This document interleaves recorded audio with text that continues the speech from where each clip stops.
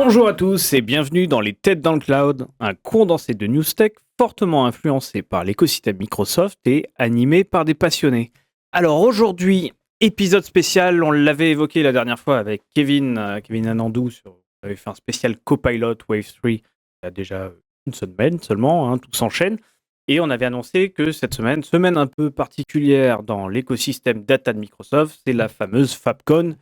La première fois qu'on fait une spéciale FabCon. Donc la FabCon, on vous rappelle l'enjeu, c'est la conférence de Microsoft dédiée à Microsoft Fabric, la plateforme data.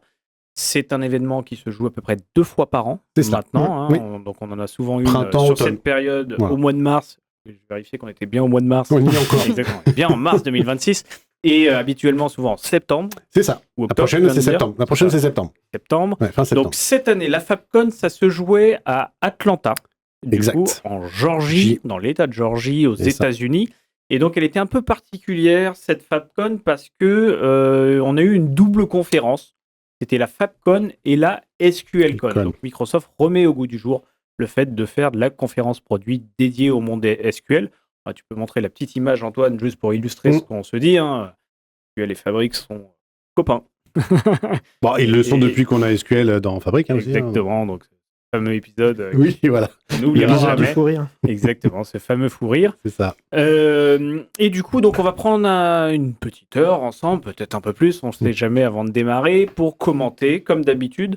Alors, pas à chaud, c'est vrai que d'habitude, on le fait le soir même, après les annonces de la keynote. En ce moment, on enchaîne pas mal, il y a beaucoup de news dans l'écosystème MS, on a eu les AI Tours, on a eu pas mal d'events qui nous ont pris du temps aussi. Donc là, globalement, on est au jour 2 de la FabCon, c'est-à-dire qu'elle a démarré le 18 mars, on a eu des news le 19 mars, on est donc au jour 3. Merci pour les calculs. J'ai la chance aujourd'hui aussi d'accueillir 2 nouvelles têtes. Je suis ravi d'avoir aujourd'hui Pierre-Emmanuel et Anastasia. Alors, je ne sais pas si vous voulez présenter en 2 mots. Pierre-Emmanuel, 2 mots. Alors, Pierre-Emmanuel Antil, tech lead et architecte data. C'est fini, 2 mots. C'est pas mal. Déjà, tu as un nom à rallonge, donc ça fait plus de 2 mots. Déjà, je suis déjà à 3. Donc, exactement. Donc, Pierre-Emmanuel, notre archi, qui nous rejoint pour cet échange. Je suis ravi de t'avoir. Anastasia. C'est moi. Petite touche féminine. On sait que souvent, on se bagarre pour essayer de vous ramener ici. On n'a pas de couleur verte, mais on a une couleur rose. Exactement. Voilà, cette fois. Tu sais quoi, je pensais à ça, mais finalement, je mais j'ai pas trouvé de vert, moi, malheureusement. Pour les premières fois. Ça va très mal, le vert. C'est Raled, le vert. Oui, c'est ça. D'accord, ok, je l'ai. Oui. Non, je ne veux pas toucher ce terrain. Moi, je suis Anastasia Milechenko. Peut-être je vais utiliser plus que 2 mots. Consultant data chez Expert Time. J'interviens sur le sujet principalement Power BI, récemment Fabric, et encore plus récemment, Vibe Coding. Ça y est, les termes sont lancés. Les surfeurs débarquent dans la place. Il faut les développeurs Power BI, il y en a des surfeurs. Et Anastasia, pour illustrer ça. Et du coup, toi, Pierre-Emmanuel, gros historique, Databricks notamment. Alors, c'est vrai que je t'avais demandé 2 mots. Je vais équilibrer comme la MSBI, initialement. MSBI, bien évidemment. Databricks, Fabric, Power BI, Azure. Un peu la totale, la full stack. Donc là, on est plutôt bien armés, comme d'habitude, bien évidemment, pour discuter, mais on a réussi à être assez nombreux aujourd'hui et c'est plutôt cool. Des annonces de la FabCon à Atlanta 2026. On avait, d'après les chiffres, alors on n'y a pas participé, on avait fait de la toute première, on va pas faire des déplacements à chaque fois, malheureusement. Mais on a annoncé du coup à peu près 8000 participants sur les chiffres du blog de Microsoft. Donc c'est toujours une conférence plutôt en grande pompe. Les chiffres qui ont été annoncés donc dans la keynote, assez classiquement, on avait Haroun Oulag, donc le président de la partie data de Microsoft, du coup, Haroun, qui faisait la keynote. Après, on a eu dans les intervenants, je regardais, je me suis noté dans les feature speakers. On avait les mêmes. On avait aussi Amir Netz, qui était le CTO historique de Microsoft BI, c'est ça. La partie data. Et on a eu Vangi McKelvey, qui est la vice-présidente Product and Marketing Azure Data chez Microsoft. C'est un peu les principaux intervenants. Et on a les classiques, Patrick Leblanc, etc. Tous ces gars. On a eu les autres intervenants connus, bien évidemment, toujours de qualité, mais en tout cas, tout ça pour dire, on avait les principaux représentants, c'est pas encore sorti ça, des équipes produits de Microsoft sur la keynote. Alors, les chiffres qui ont été annoncés, c'est à ce jour 31 000 clients, du coup, Microsoft Fabric. Donc, alors, on le sait, hein, ça joue aussi sur cet historique très fort des clients Power BI. Enfin, voilà, 31 000, quelques gros retours d'expérience, témoignages comme Coca-Cola, qui a expliqué qu'ils étaient à l'échelle Fabric et notamment Fabric IQ. Donc, c'est pas rien. On est dans un environnement assez classique de la conférence Microsoft. On va pas trop parler de la SQLCon. On a fait un focus FabCon volontairement. Il y a déjà pas mal de sujets. Oui. Et je fais une petite aparté. Si vous me voyez disparaître pendant l'épisode, c'est une quinte de tout. Et j'essaierai de ne pas vous casser les oreilles. Disparaît pas trop longtemps non plus, on a besoin de toi. Hein. J'espère, j'essaye de me rendre indispensable, tu le sais. Bon, on va démarrer cet épisode, vous l'avez compris. Donc, épisode spécial FabCon 2026. Oui. Par quoi commence-t-on, madame et messieurs, du coup? Et on va parler de Fabric. Sur la partie engineering. Alors, Copilot. Non, parce qu'on va dissocier Power BI, on a dissocié Power BI, Fabric, et on a un petit sujet IQ, mais on verra ça après. Gros sujet. Fabric Engineering, sur la partie shortcut. Pierre-Emmanuel, tu as pu, je pense, un petit peu tester, ou en tout cas regarder un petit peu cette partie-là que tu connais un petit peu. Ouais, les nouveaux shortcuts, oui. C'est ça, quand même, les infos. Hein, c'est comme on est après la FabCon ou pendant. Par rapport à d'habitude, on a commencé à tester pas mal de choses. On peut pas tout tester parce que tout n'apparaît pas, mais on a testé le fait que c'était présent ou pas encore. Un mini retour d'expérience on a ouvert Fabric, on a regardé si c'était dedans, la tête que ça avait. Donc c'est un peu plus que juste la lecture des articles, comme des fois on peut le faire quand on veut être vraiment à chaud. On s'arrête pas qu'à ça. Et donc là, on se parle d'annonces autour des shortcuts et du mirroring. C'est ça. En fait, le point commun entre les deux, c'est SharePoint. Donc pour l'instant, c'est pas encore disponible sur notre tenant. Donc j'ai regardé. Donc, j'ai vu la vidéo qui présente ça. Donc, la première, c'est le mirroring sur les listes personnalisées SharePoint. Donc, maintenant, on aura la possibilité d'aller copier les données qui sont présentes dans des listes SharePoint directement dans une table au format Delta, donc dans un lakehouse. Ok. Alors, c'est toujours pareil sur ce type d'annonce. On se dit, c'est une évidence, SharePoint, écosystème Microsoft. On a l'impression que c'est toujours la news non surprenante. C'est important pour beaucoup d'entreprises. Ouais. Parce qu'il y a de la donnée dans les listes SharePoint. Et oui, encore beaucoup. Exactement. Quand même, notamment avec l'écosystème PowerPlat, low-code, beaucoup de clients qui utilisent SharePoint comme une base de données. Comme une source. Et on sait qu'à l'échelle d'une entreprise, beaucoup de données dans les listes SharePoint. Donc là, c'est mirroring, tu as dit? Ah là, c'est mirroring, oui. Ok, donc duplication physique de la donnée basée sur la liste. À voir aussi si le mirroring inclut le changement de la structure de tes listes. Si tu rajoutes des colonnes, si tu changes la structure de ta liste... Voilà. J'espère que oui, parce que... le mirroring, si tu changes la structure, normalement, ça pète. Sur le parti SQL, il n'aime pas. Voilà, donc ça, c'est la question, sachant qu'en plus, c'est très end-user, cette partie-là, les utilisateurs basiques, pardon, les utilisateurs finaux travaillent beaucoup sur la partie liste. S'ils changent ou rajoutent des colonnes, est-ce que ça ne va pas faire péter la partie mirroring? Ça, c'est la question. Ou la colonne sera ignorée tout simplement si elle est nouvelle. Au mieux, c'est ça. Mais si c'est comme pour SQL, mirroring SQL, ça part dans tous les sens après. Si on commence Donc voilà, donc il y a quand même un sujet sur cette partie-là. Est-ce que ce sera pris en compte ou pas? À voir. Ouais. On l'a pas fait, juste pour le dire aussi, dans le programme, par ordre de priorisation ou d'importance. Donc là, on débroussaille en commençant sur la partie engineering avec le mirroring SharePoint.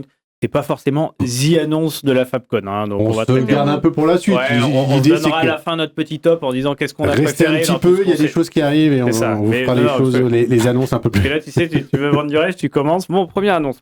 La deuxième qui arrive, là, elle est pas mal. SharePoint est très utilisée. La deuxième, elle est pas mal. Vas-y, donc c'est quoi notre deuxième news sur la partie shortcut mirroring? Alors justement, la deuxième, c'est les shortcuts. Et maintenant, on va avoir la possibilité de créer un shortcut, non pas depuis simplement une bibliothèque de documents, comme on avait déjà, mais depuis un fichier Excel qui est hébergé dans une bibliothèque de documents, donc directement dans le fichier. Donc un Excel, un XLSX, ce qui veut dire qu'ensuite, on pourra faire de très légères transformations. Mais tu pourras dire, donc, je charge mon fichier Excel, je prends telle ou telle cellule, a priori, pas cellule, feuille. A priori, on pourra prendre plusieurs feuilles et le charger. Du coup, on aura directement accès aux données dans un lakehouse. Et là, on sait qu'on a beaucoup d'utilisateurs qui utilisent Excel comme source de données.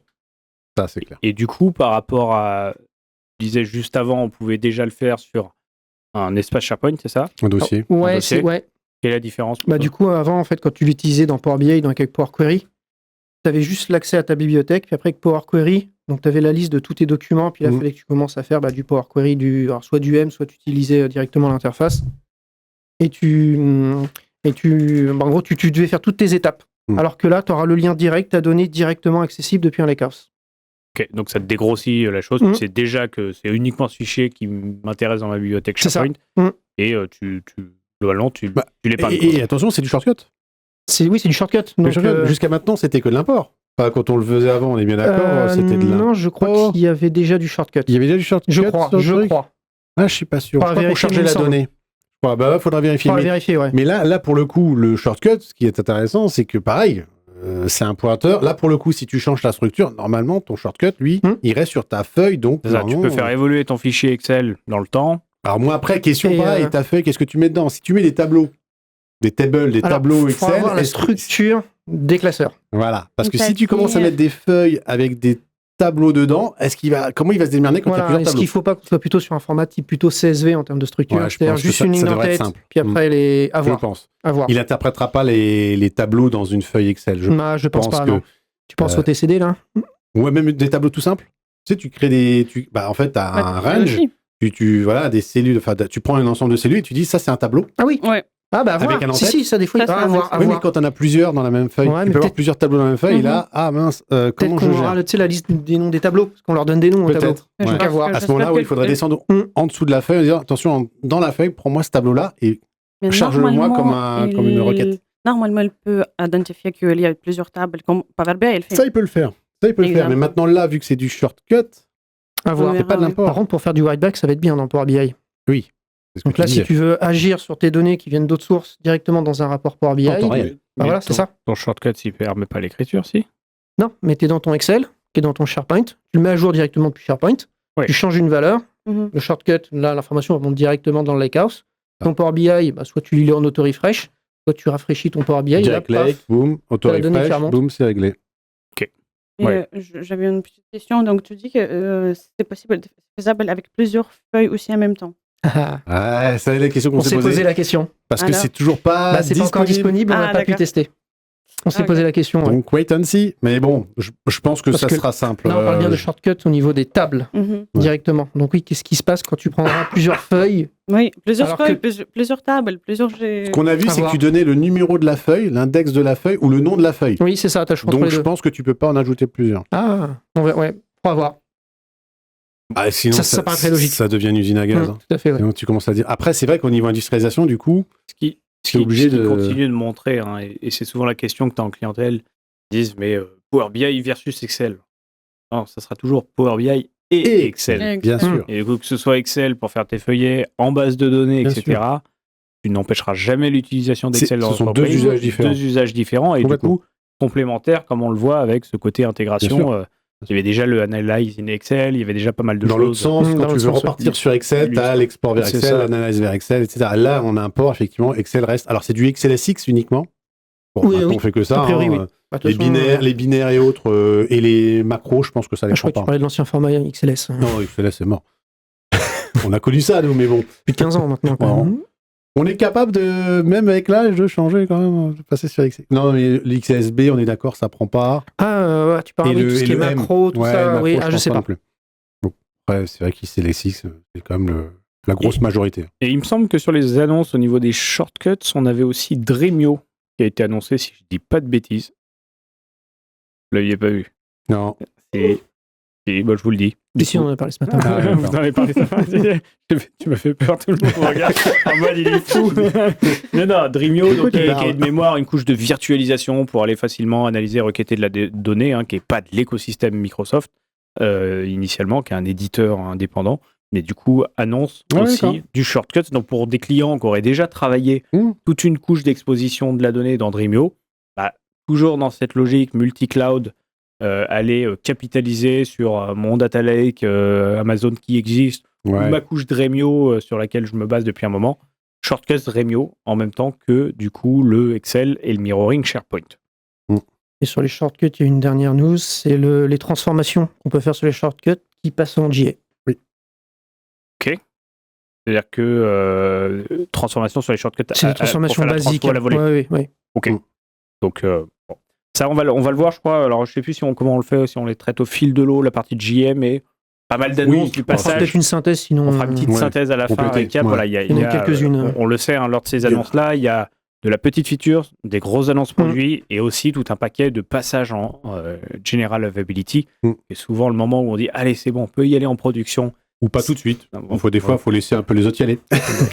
On n'a pas toujours le choix. Mais... Il y a des early GA. Il y a des early GA, vas-y, on va essuyer. Non, mais globalement, ça fixe au moins, ça montre que le produit est mature pour les équipes produits. Ce qui est important, c'est le support de Microsoft. Il y a les SLA qui sont assurés. Voilà, c'est ça. Et le prix qui devient fixé. Et la fonctionnalité ne bouge pas, puisqu'une fois qu'on est en GA, normalement, il n'y a pas de retournement de situation sur une feature à l'intérieur de la feature qui disparaîtrait. Ou qu'elle soit pas abandonnée, oui, justement. Ou en plus abandonnée. Mais bon, dès qu'elle est planifiée, généralement, dès qu'on la voit sur la roadmap.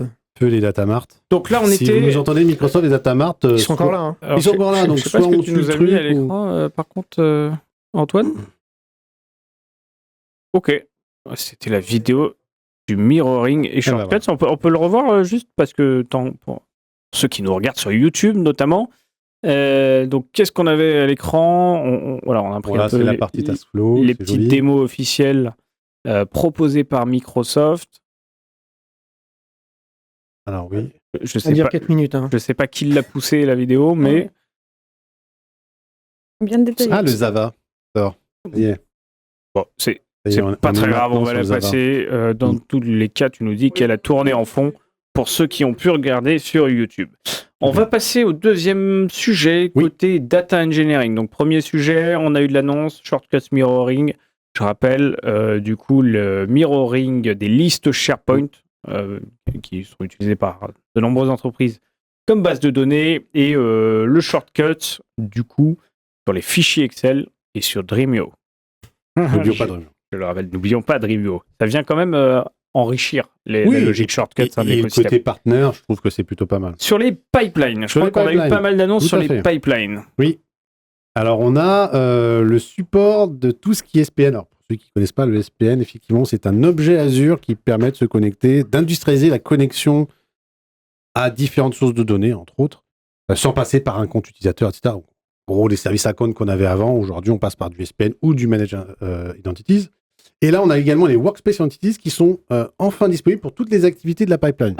Donc, les activités d'une pipeline, les copies data et autres, eh bien, jusqu'à maintenant, certaines activités, notamment, on va en parler après, les copies jobs, ne permettaient pas de générer, d'utiliser une connexion via un SPN ou un Workspace Identities. Le Workspace Identities, pour rappel, c'est la possibilité, entre guillemets, de remplacer le SPN ou le Managed Entities directement dans Fabric, dans le Workspace. On a, dans les paramètres du Workspace, on crée le Workspace Entities. Le Workspace Entities est directement récupéré côté Azure et il fonctionne comme un SPN ou comme un Managed Entities. Globalement, ça nous permet après de nous authentifier directement sur des services Azure. Très bien, je connais certains clients qui seront contents. Voilà. C'est surtout ça. C'est le gros avantage, effectivement, c'est qu'il n'y a plus besoin effectivement, de gérer les secrets. C'est la relation de confiance entre ressources. Avec 10 kV, comme on le faisait avant, qu'il fallait effectivement renouveler régulièrement, 3 mois, 6 mois, etc. Mais c'est vrai, oui, parce qu'on a fait ça pour un client pour lequel on a travaillé ensemble avec toi. Oui, c'est vrai, il y a 4 mois, quelque chose comme ça. Oui. On attendait, oui, c'est vrai. Ça y est, trop bien. Il y a des features, voilà. Alors, c'est vrai que c'était un vrai manque, parce que quand on commençait à créer de la pipeline et qu'on n'avait pas accès à ces fonctionnalités-là, ou en tout cas, elles y étaient. Alors, elles étaient sélectionnables, mais des fois, ça ne marchait pas. Voilà, on avait le message après, bah non, ça marche pas. Ou alors, ça dès que tu validais, tu as un petit message rouge qui disait non, c'est pas compatible. Sympa d'arriver jusque. Merci pour l'essayer. C'est sûr que l'effet démo, là, il est. C'est l'effet de j'ai creusé, mais à moitié, j'ai dit oui, c'est possible. C'est possible. Et là, attendez, monsieur le client. C'est un petit teasing pour dire que c'est arrivé. Voilà. Mais c'est voilà, ça montrait que c'était pas loin de l'être, mais que voilà. Et après, avec les remontées, ça a été. Donc maintenant, c'est bon. A priori, toutes les activités d'une pipeline maintenant sont couverts. Couvrent le fait de pouvoir utiliser notamment les Workspace Entities. Workspace Entities ou SPN. Ou SPN, maintenant, moi je recommande quand même d'utiliser Workspace Entities. Si on résume pour ceux qui sont peut-être moins sensibles à ces parties-là. Ouais, ces concepts-là, le Workspace Identities, du coup, comment vous l'exprimeriez? C'est un SPN qu'on génère côté Fabric. Et on n'a pas besoin, pour moi, on n'a pas besoin d'avoir un intervenant côté Azure pour créer le SPN. Et ce qui permet d'avoir de l'autonomie finalement quand on est. C'est un compte qui est associé à ton Workspace. C'est ça. Auquel tu peux donner des autorisations pour te connecter directement sur le Workspace. Qu'on aurait fait avant autre chose. Ou autre chose. Oui. Ce qu'on aurait fait avec un SPN avant, enfin le Workspace et le SPN, c'est la même chose, on va dire globalement, sauf que voilà, l'un est généré directement à partir de la plateforme Fabric, alors que l'autre, tu dois le générer côté moi, ça Azure. fait plus penser aux identités managées. parce qu'il n'y a pas ce côté secret. C'est ça. Bien que côté Azure, c'est reconnu comme un SPN. C'est-à-dire quand tu l'utilises, des fois, il te demande de choisir entre identité managée ou SPN, tu le trouveras dans SPN, pas dans identité managée. C'est ça. Okay. Oui, voilà, alors que finalement, on a le même avantage que le managed identities, où on n'a pas le secret. Tout à fait. Exactement. Et c'est quelque chose qui manquait jusque-là, réellement ou Pour moi, c'est une facilité, c'est une simplicité. Il y a un client qui nous en a parlé, ou en tout cas, on avait ce besoin-là, mais est-ce que jusque-là, c'était un frein de sécu ou c'est un frein, non, c'est peut-être une... si quand même, un peu lourd, en fait, parce qu'il faut gérer la partie Azure, en fait. Toi, tu étais en haut 2, du coup, qui était le troisième choix. Oui. Il fallait que tu passes par un compte AD. Oui, alors là, c'était... Oui, mais mais tu n'avais pas le choix. Ou alors, c'est aussi une amélioration. Pour l'industrialisation, c'est comme mieux. Voilà, c'est ça. Je pense que pour l'industrialisation, c'est un vrai plus et une simplicité parce qu'on n'est pas obligé de passer par toute la machinerie Azure. C'est ça. Je pensais un peu à ça parce que l'autre fois, on a perdu quand même un peu de temps pour savoir comment on fait, comment on décide, comment... En fait, on a perdu le temps déjà dans les communications parce qu'il fallait décider comment on les fait. Et là, cette fois-ci, ce ne sera pas le même cas. On va gagner du temps. Mais c'est vrai que oui, pour moi, c'est un vrai plus. Alors après, pour moi, c'était quelque chose, de toute façon, c'était un trou dans la raquette, mais qui allait être comblé. Ouais. Hein, donc voilà. On l'a dit, c'est bien déjà arrivé dans les consoles, mais pas totalement. Oui, on sentait que ça arrivait. Ouais, c'est ça. Donc ça support des SPN et Workspace Identities pour toutes les activités Fabric. J'avais des sujets sur la migration, il me semble. C'est ça. Assistant de migration, Azure Data Factory vers le Fabric Data Factory directement. Donc, c'est quelque chose qui nous avait été annoncé depuis longtemps. Hein. On va enfin pouvoir... Alors, il y a carrément l'assistant. Alors, on avait assistant de migration pour les cubes AAS, Azure Analysis Services, vers les modèles sémantiques. Maintenant, on a la même chose, à peu près au même endroit, pour pouvoir migrer directement... Du Dataflow. Non. Pas encore le Dataflow, ça va arriver. Les pipelines. Les pipelines ADF, aujourd'hui, on va pouvoir les migrer. Aujourd'hui, ce qu'on peut faire, c'est les piloter à partir de Fabric. Donc, piloter les pipelines ADF à partir de Fabric. Donc, en gros, avec la partie supervision, on peut associer des pipelines ADF dans Fabric et les piloter. Maintenant, on va carrément pouvoir les migrer. Donc, elles seront dans Fabric. Et la migration est facile? Non, pour moi, elle devrait être simple. Là, on a l'assistant de migration. Donc, je ne dis pas est-ce qu'il va marcher jusqu'au bout, mais est-ce qu'elle était facile jusque-là? Est-ce qu'on était ISO en termes de fonctionnalité? Alors, assez proche. Il y a quand même des choses qui diffèrent. Justement, notamment au niveau de la connexion. Là, voilà.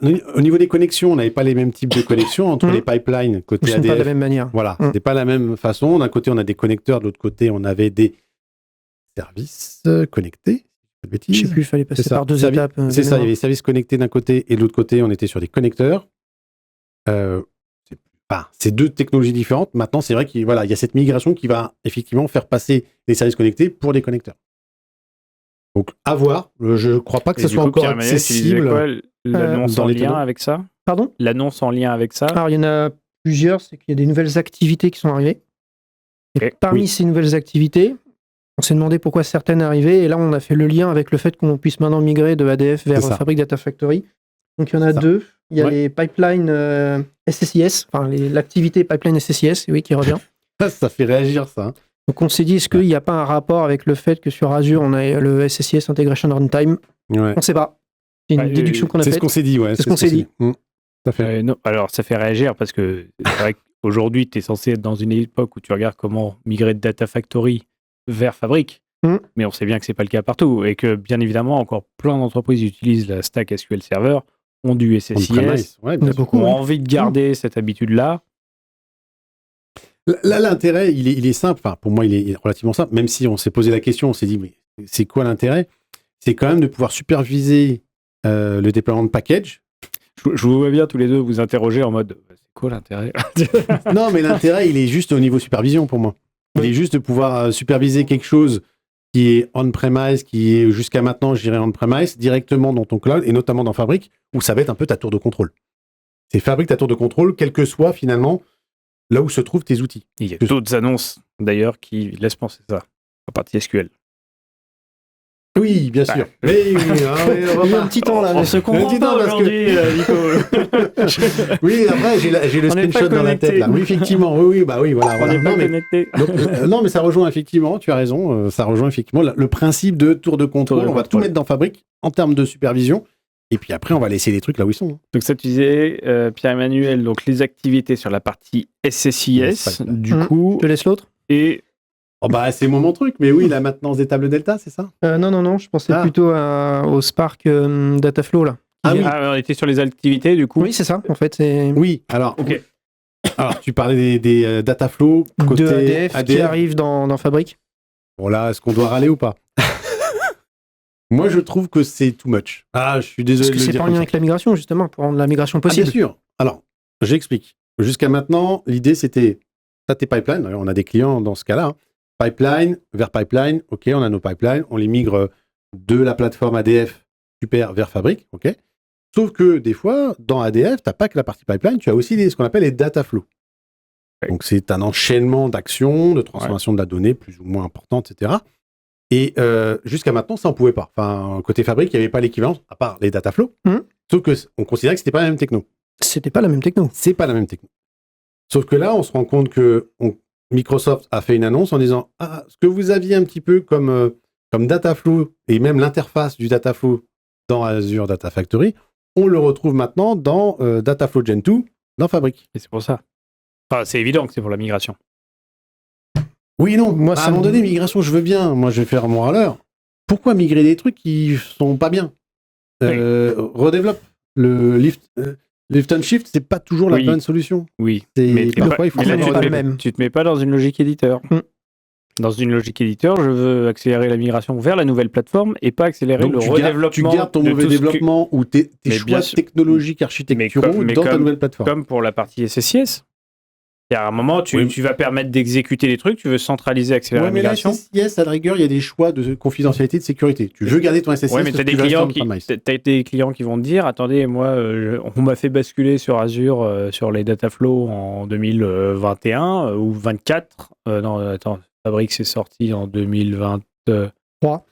Oui. Donc ouais, en 2022, tu vois, qu'on migrait tout juste un an avant, qu'on peut-être eu déjà ce coup de rebuild qui ne va pas refaire 3 ans plus tard, moi, ça ne me choque pas.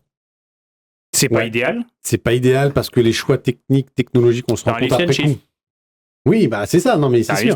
Mais sauf que tu gardes ton architecture qui n'était pas nécessairement la meilleure et que tu te la retrouves dans Fabric. Mais dans des urgences de migration... Si vous avez des commentaires d'ailleurs là-dessus, n'hésitez pas à mettre vos commentaires effectivement sur...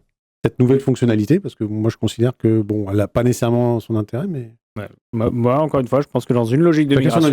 Logique de migration, il faut le voir comme ça. Ça se tient, tu vois, tu veux tout décommissionner, tu dis à un moment, il y a ce qu'on va reconstruire en priorité, il y a les nouveaux projets, on va les mettre sur Fabric. Par contre, il y a toute une partie de pipeline, il faut que ça s'exécute et que ça tourne.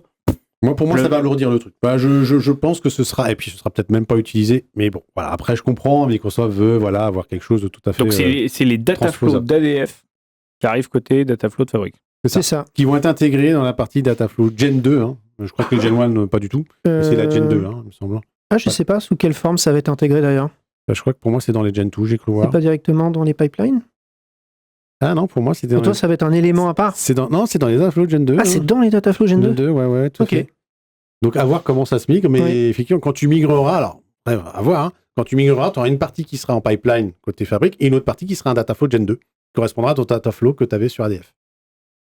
Sur la partie activité... Ah, c'est... Bon, bref. On en reparlera quand on aura testé, mais je suis pas fan. On avait aussi la maintenance des tables Delta. Du coup, c'est peut-être ça que tu avais voulu commencer à annoncer? Oui, avec une activité. Alors, ça, c'est un truc pareil. On en a parlé un petit peu. Alors, on peut dire le nom, Liquid Clustering. J'y joue un lien avec une autre... Non. En fait, voilà, moi, j'étais surpris du fait que donc, c'est tout ce qui est Optimize, hein, on est d'accord. Donc, c'est the order, etc. Voilà, c'est ça, Optimize et Vacuum. Vacuum, bon. Pas rentrer trop dans la technique, mais c'est toute cette optimisation des tables. Donc, on ajoute une nouvelle activité dans les pipelines qui va être finalement optimise-moi mes tables pour qu'ensuite, tout ce que j'ai pu ajouter comme nouvelles données dans cette table avec le Liquid Clustering puisse être accessible après pour mes étapes d'après dans mon pipeline. C'est ça le principe. Alors, tu n'es pas obligé de l'utiliser que pour des tables Liquid de Clustering, mais étonnamment, les deux arrivent en même temps. Oui. En fait, ce qui se passe, c'est que pour faire un peu l'histoire... Liquid Clustering?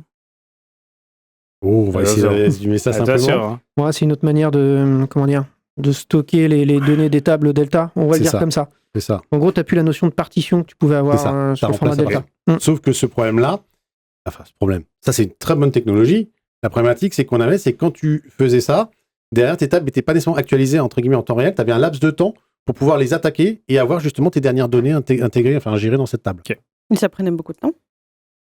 Bah, des fois, il y avait de l'astuce. Tu mettais ta pipeline en pause, tu avais des bidouilles, en fait, pour faire en sorte que il fallait un laps de temps pour que ta table soit ensuite accessible avec, encore une fois, donc il y avait quelques secondes. Okay. Ça, avec cette activité, maintenant, tu mets cette activité entre les deux et tu n'as plus de problème. Ta table est mise à jour, elle est optimisée, elle est vraiment nickel et elle est prête à être exploitée. Donc ça, c'est un truc, effectivement, je trouve dommage que ce ne soit pas directement intégré dans une étape, je sais pas, d'actualisation, de copy data ou autre, avec une coche ou avec quelque chose comme ça. Tu as toujours les auto-optimize sur les tables, ce genre de choses, mais il me semble que c'était recommandé quand même de lancer ce type de... En tout cas, l'activité telle qu'elle a été ajoutée, je trouve que c'est bizarre. Enfin, une activité d'optimisation de table, ça veut dire en gros quoi? Ça veut dire qu'en gros, ce que j'ai fait avant, bah, comme ça marche... Enfin, on considère que ce que j'ai fait avant n'est pas optimisé? Bah, c'est-à-dire que j'ai fait des trucs, il faut que je fasse une sorte de gros coup de balai dans ma table pour que, ça y est, elle soit propre, et ça y est, je peux l'attaquer. Ça veut dire que ce qui a été fait avant n'était pas idéal par rapport à ma table et qu'il faut faire cette action de renettoyage derrière ou d'optimisation. Pourquoi c'est pas fait automatiquement alors dans ce cas-là? C'est ça. Pourquoi c'est pas fait dans les étapes d'avant? Et classique, t'en as plein qui vont oublier de le faire. Enfin, c'est... On fera du travail. Du coup, si... Copilot surtout. C'est Copilot qui va dire, rajoute l'activité si le prod du groupe nous écoute et veut réagir à ça, c'est le moment. Oui. Moi, je veux bien l'explication. Cet épisode n'est pas tourné en direct. Il sera diffusé plus tard. Mais n'hésitez pas à nous écrire sur YouTube, Produit Groupe. Alors moi, je serais intéressé d'avoir l'explication de cette activité. Yeah. Je m'interroge et on s'est interrogé. Après, il y a peut-être des... Donc, globalement, sur la partie, si on revient un petit peu en résumé sur les pipelines, pas mal de choses liées à de nouvelles activités. On a cité la partie SSIS, du coup, pour la vision un peu centre de contrôle autour, tour de contrôle fabrique même de mes pipelines on-prem SSIS. Les data flows d'ADF qui vont maintenant pouvoir être migrés du coup dans des data flows de fabrique. Et la partie, du coup, le dernier qu'on a dit, maintenance d'étape Delta. C'est ça. Vision liquid clustering. Est-ce que c'est lié? Oui, je pense. Oui. Dont on ne comprend pas le sens. Pourquoi c'est pas avec? Enfin, je veux dire, pourquoi il faut une activité supplémentaire pour pouvoir faire quelque chose qui aurait été intégré dans l'activité précédente? Il peut y avoir des annonces qui nous surprennent. Je sais que sur Databricks, c'était pareil. On faisait des pipelines de maintenance une fois qu'on avait alimenté. Il y a peut-être une limitation technique, hein, mais ça serait intéressant de voir est-ce que c'est la même raison ou est-ce que c'est volontaire? Et du coup, on a cité l'assistant de migration, qui reste un assistant, ça ne veut pas que ça va migrer tout seul. Il y a une phase, on l'a pas dit, mais dans l'assistant, il y a une première étape d'assessment. Okay. Donc lui, il va analyser ton pipeline, il va déjà te dire ce qui est migrable ou pas. Mais quand tu vois la tête de certains pipelines, t'as peur. Et je m'arrêterai là. C'est ça. L'assistant constat. À chaque fois, il te dit c'est pas migrable. C'est ça. Voilà, votre pipeline n'est pas bon du tout. Audit. Il y a des boucles partout, c'est pas bon. Exactement. Ouais. Et on avait donc pas mal évoqué là sur le début du sujet la partie support des SPN, Workspace Identities pour toutes les activités. Il y a une dernière chose sur la partie pipeline data flow, le passage de Gen 1 à Gen 2. Oui. Ok. Vas-y, je parle de la sauvegarde sous. Oui, c'est ça. Ah oui. Alors, sur la partie Data Flow Gen 2, on a deux nouveautés. On a effectivement la migration sauvegarde sous. Je ne sais pas si on peut parler. Ouais, c'est une migration. Oui, c'est ça. C'est pas migré parce qu'on a fait le test. En fait, ça copie. Oui, c'est ça fait une copie. Ça fait une copie. C'est-à-dire que tu as ton Gen 1, donc ton Data Flow Gen 1. Et je crois que c'est un bouton, fait les trois petits points à côté. C'est les trois petits points quand tu es dans ton workspace. Et après, Save to Gen 2. Et après, tu renommes. Et voilà, c'est passé en Gen 2. Ça, c'était annoncé par Microsoft il y a maintenant 6-8 mois, je crois. Donc, désormais, il n'y a que Gen 2 vers lequel tu peux faire les migrations. Il n'y a que l'option de Gen 2. Alors, tu ne peux pas faire Gen 2 vers Gen 1, par contre. Oui. Mais ça serait un peu, un peu tordu d'ailleurs. Mais tu peux faire Gen 1 vers Gen 2. Donc, en fait, les Gen 1 ne vont pas disparaître. Parce que ton data flow Gen 1, qu'est-ce que ça fait? Ça t'alimente ton Power BI. Ça ne fait que ça aujourd'hui. Le Gen 2 te permet de faire comme un véritable ETL, dire j'ai ma source, j'ai ma transfo, et j'ai ma destination. Qui peut être, et je vais en parler après, multiple. On a aujourd'hui, qu'est-ce qu'on a encore? On a du Lakehouse, du Warehouse. Quasiment tout ce qui est dans Fabric. Du Snowflake qui est arrivé là. Ah oui, il y en a d'autres qui sont arrivés là. Et du SharePoint aussi, je crois, qui est arrivé. Il y a du SharePoint qui est là, et puis on va avoir de l'Excel. On va noter SharePoint, Snowflake et Excel. Alors SharePoint, je crois que c'est que du CSV pour l'instant, mais Excel va arriver. Donc ça, c'est les annonces aussi. Nouvelle destination sur les Data Flow Gen 2. Donc le SharePoint, le Snowflake et l'Excel. Donc on va se retrouver finalement avec... C'est-à-dire que je peux depuis Fabric charger de la donnée dans de l'Excel. Ou dans du Snowflake, quand tu as une base de Snowflake, ou dans du SharePoint, au-delà de ce qu'on faisait avant avec du Warehouse et du Lakehouse. Donc ça, c'est plutôt pas mal. Ou de la base SQL d'ailleurs, je crois qu'on l'avait aussi. Power BI, bien sûr. Et Power BI, mais ça, on le faisait déjà avec le 1. Mais fait, avec le 2, voilà, on multiplie les sources. Donc des destinations qu'on se rend compte qu'on commence à avoir un véritable TL, finalement, quelque chose qui fait extract, transforme et load dans tout un ensemble de destinations. Alors, j'aime bien cette petite remarque. On commence à avoir un véritable TL. Avec les data flows. Avec les data flows. Oui, on va dire ça. À partir de quand on aura un véritable... Non, c'est une question un peu ouverte. Quand ce sera performant, j'ai le droit de le dire. C'est une vraie question. Moi, je suis pas un fan de data flow. Moi non plus, mais défoncer la fonctionnalité. Moi non plus, mais bon. Pour les utilisateurs qui savent pas coder, c'est très bien. Et ceux qui viennent de l'univers Power BI, Power Query, pour eux, voilà, c'est à eux que ça se destine. Voilà. Mais du coup, qu'est-ce qui manque encore au data flow pour être un vrai ETL? À part l'optimisation, bon, déjà, ils ont fait des efforts. On peut dire que déjà, depuis le début, on a fait un x12, x15, mais il y avait de la marge. Et puis nous, on est des devs, on aime coder. Donc. Voilà. Bon, après, t'as du M, Tu peux faire du M, mais bon, faire du M dans des interfaces qui te fait derrière, qui te retranscrit ça avec... Puis il va faire des boucles et tout, enfin... Non, on n'est pas loin. Après, peut-être en termes de destination, peut-être que c'est encore un peu léger. On a l'Excel. Il avait un avantage, c'était quand tu voulais te connecter à SharePoint, justement. C'était plus simple avec le data flow qu'avec plutôt d'une pipeline. Ou sinon, il fallait que tu codes. Oui, c'est ça. Pour la source. Pour la source. Bon, maintenant, ça change avec ce qu'on a. Mais pour les destinations, je trouve que là, on commence à arriver à quelque chose avec... Voilà, avant, on avait 2-3 destinations qui étaient pure Fabric. Oui, parce que ton ETL joue un rôle, en effet, pour l'intégration, sauf quand tu as d'autres moyens de le faire. En fait, pour te répondre, je pense que là, aujourd'hui, on a, avec Snowflake, une ouverture vers l'extérieur. Okay. Je pense que quand on en aura d'autres, après, il faut voir tout ce qu'il peut y avoir, on aura vraiment quelque chose qui sera intéressant. Okay. Du MySQL, du Postgre, de l'Oracle. Voilà. Et quand on aura ça, on pourra dire, OK, on a un véritable ETL qui fait fi, finalement, des destinations. Okay. C'est pas simplement que du MS. C'est vrai qu'on a beaucoup de connecteurs en entrée, mais assez peu en sortie. Voilà. Okay. À toi, Zio. Je pense que c'est bien résumé. Mais ça me convient très bien. Ah non, attends, un moment, on critique, il faut expliquer pourquoi. Non, après, il y a la performance. Ouais, vous l'avez compris, ils ont dit 2 fois qu'ils n'étaient pas les bons personas pour cet outil, qui peut convenir à beaucoup de monde. Non, mais par contre, je trouve que ça résume bien le sujet. C'est plutôt, aujourd'hui, le manque de connecteurs vers la sortie. On fera pas de la grosse volumétrie avec ce genre d'outillage. Puis l'industrialisation, je sais pas.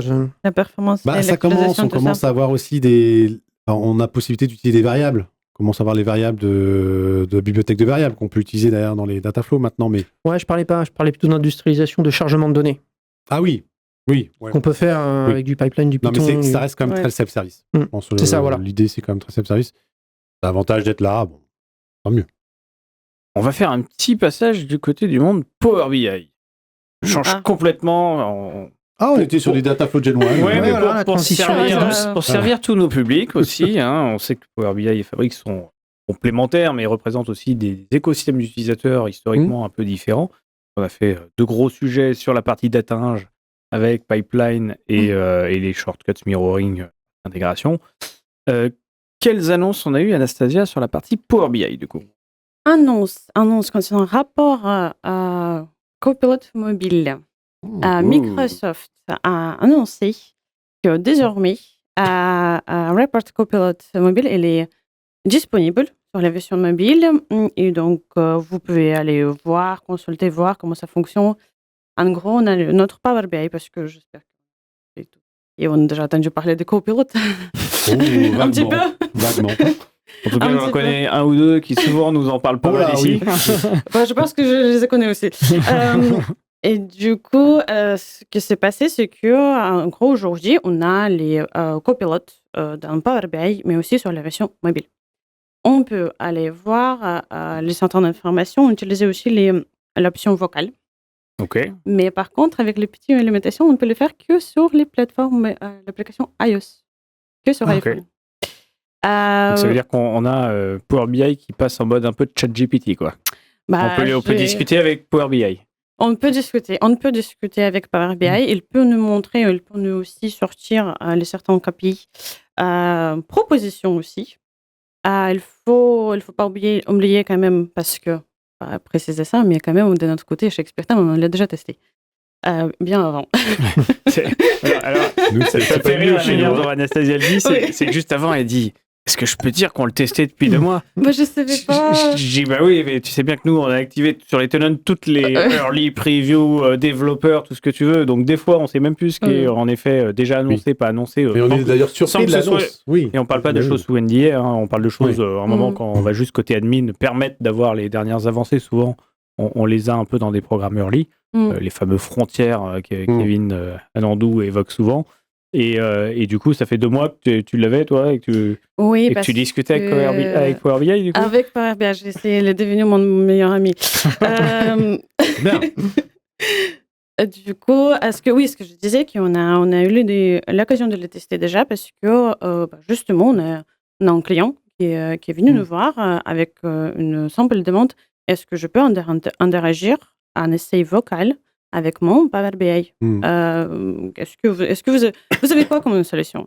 Et on a commencé à tester, on a découvert tout simplement via l'application Power BI, on peut accéder exactement, déjà il est Copilot qui est disponible, mais voilà, avec la petite limitation en vocal, parce que c'était un petit plaisir pour les clients, le fait que vraiment, ils voulaient vraiment utiliser cette option vocale. Et donc, tu fais la cuisine le soir, tu sais, mettre ton petit Power BI, discuter toute la journée sur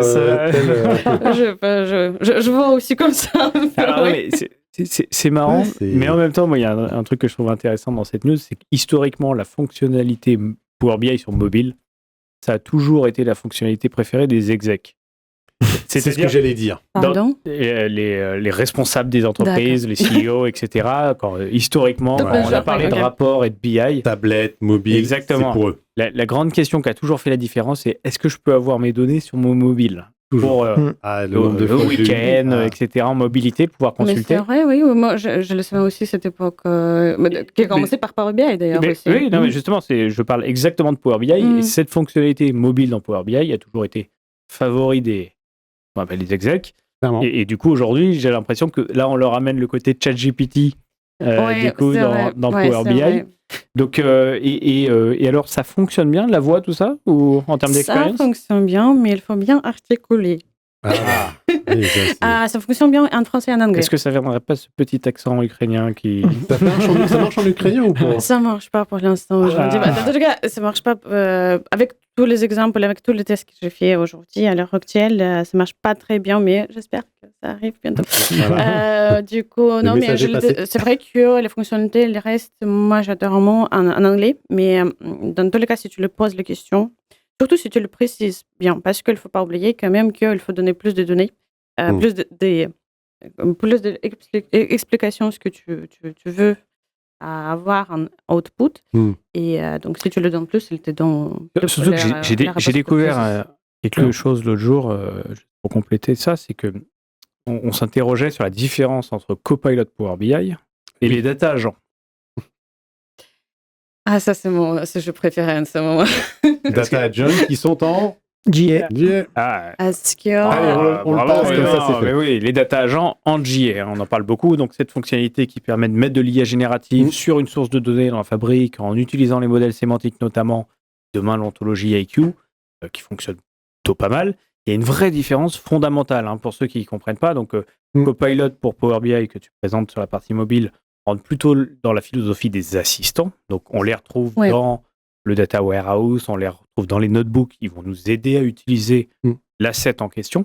Donc là, mon Copilot pour Power BI, il m'aide à utiliser la partie rapport, à le construire. Voilà, on va pouvoir construire des visuels, etc. Mais ce que j'ai compris, c'est qu'on disait que c'est vrai qu'il facilite la création de requêtes DAX. C'est-à-dire que si je lui demande comment je peux construire tel besoin dans une requête DAX, il va nous le dire. Par contre, quand on l'interroge sur de la donnée, a priori, je ne sais pas si vous savez, mais il a une hiérarchie en 4 degrés de lecture. C'est-à-dire que ce qu'il va faire, le Copilot pour Power BI, dans un premier temps, il va aller vérifier si votre réponse est dans ce qu'on appelle les réponses vérifiées. C'est-à-dire qu'on peut aller quand on est dans Power BI, dans quelque chose qui s'appelle Prep Data for AI, et qui va permettre de mettre des verified answers. Et en gros, de dire, si on te pose une question sur ça, c'est réponse que tu apportes. Ouais. C'est intéressant. Je voyais pas où tu vois. On voit bien le bouton dans Power BI. Exactement. Donc en fait, ça, c'est le premier Ouais. truc qu'il va te checker. Ouais. Il va vérifier si tu as enregistré une Verified Answer. Deuxième truc qu'il va faire, c'est qu'il va chercher sur la page du rapport si visuellement il y a la réponse. D'accord. Troisième truc, c'est que si elle n'existe pas, il va essayer de créer un graphique à la volée pour vous montrer le résultat. Et quatrième, il va générer une requête DAX. Donc en fait, là où vraiment le data agent, son premier truc, c'est que lui, il génère de la requête et il commence par ça, sur mesure selon ce que tu lui as demandé. Le copilot pour Power BI, là, que vous allez du coup utiliser en mode voix, lui, il utilise plutôt le rapport.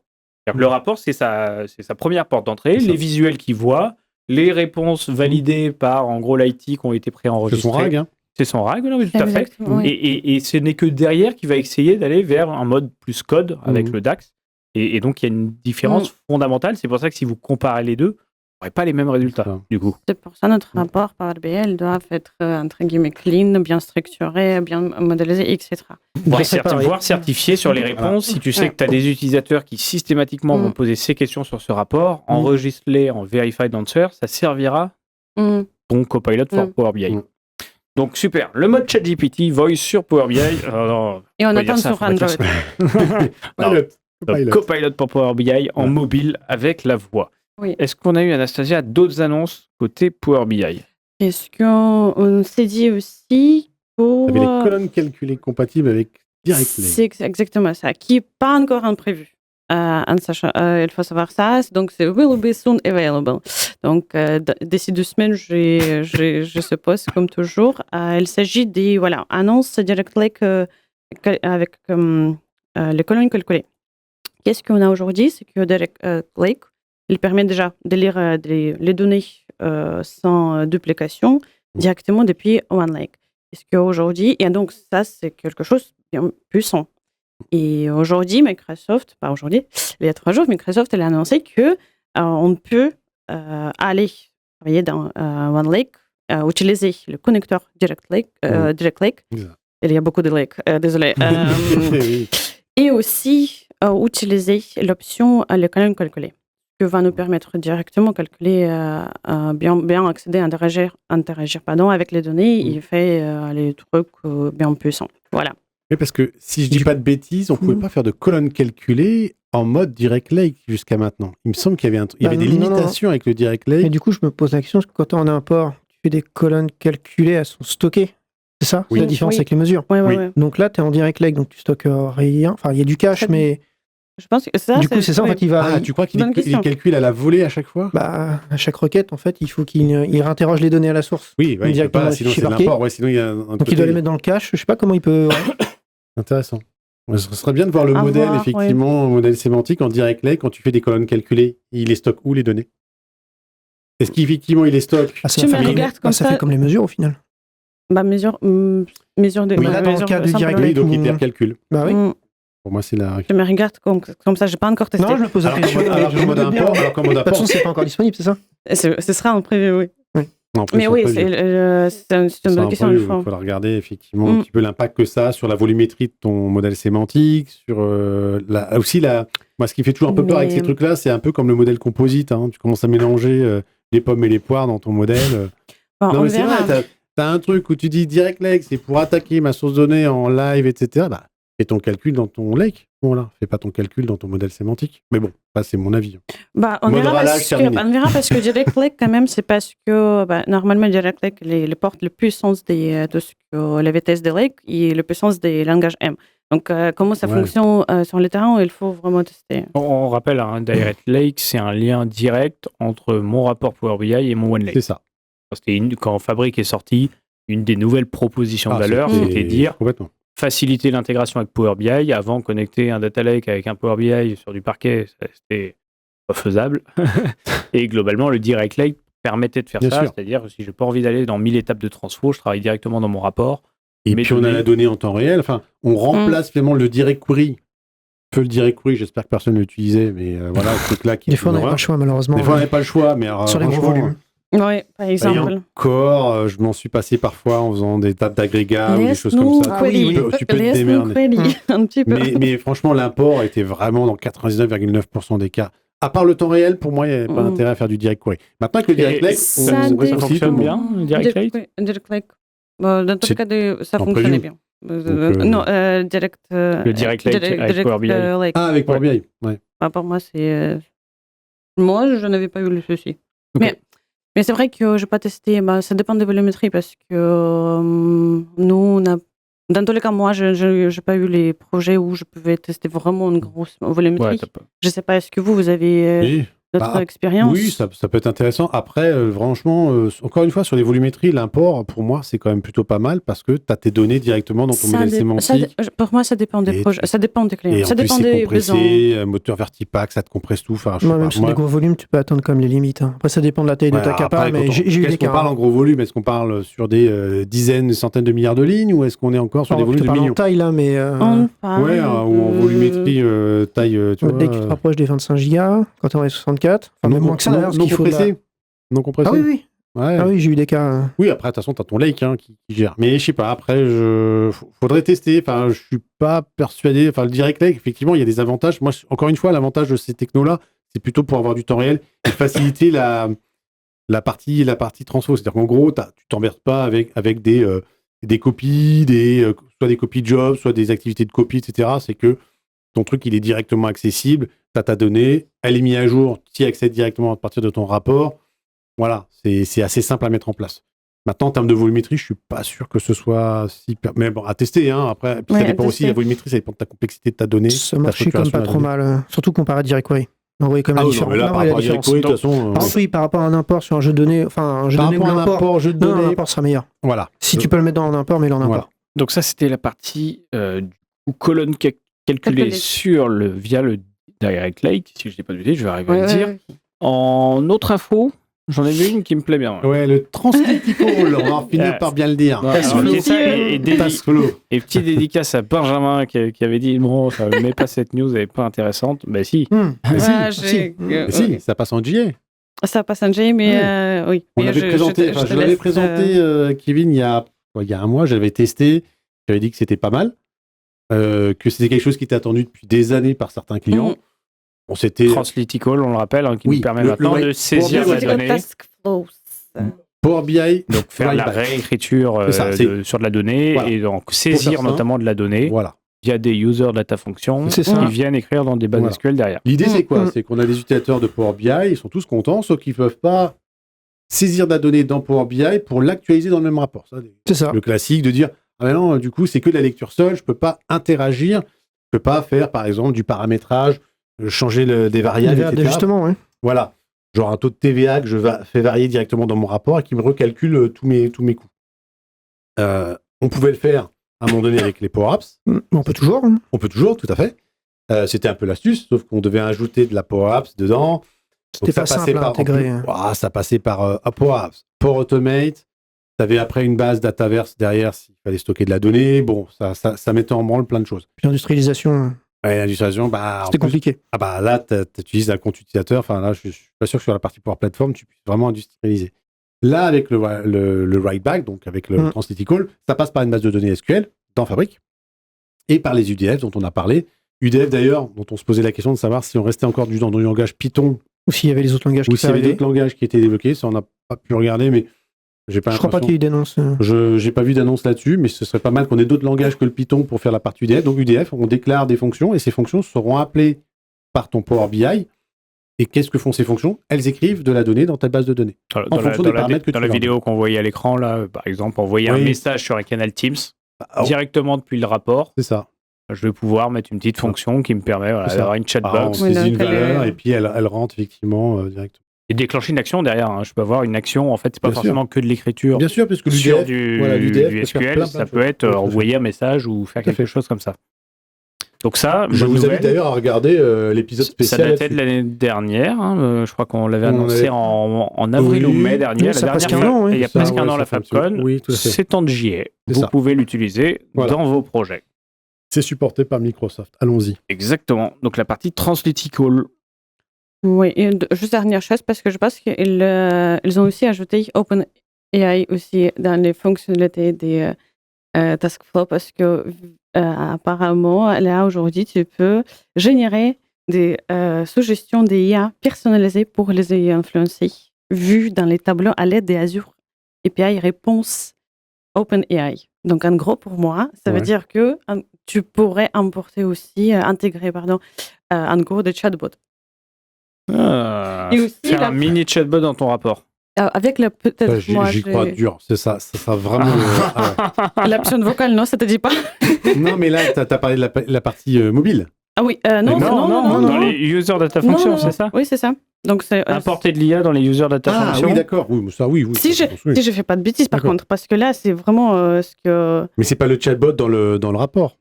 Si, parce qu'en fait tu pourrais très bien avoir un petit truc qui te permet de déclencher une IA générative pour apporter de la réponse. Tu vois. D'accord. Du coup. Qui s'appelle Generation AI, oui.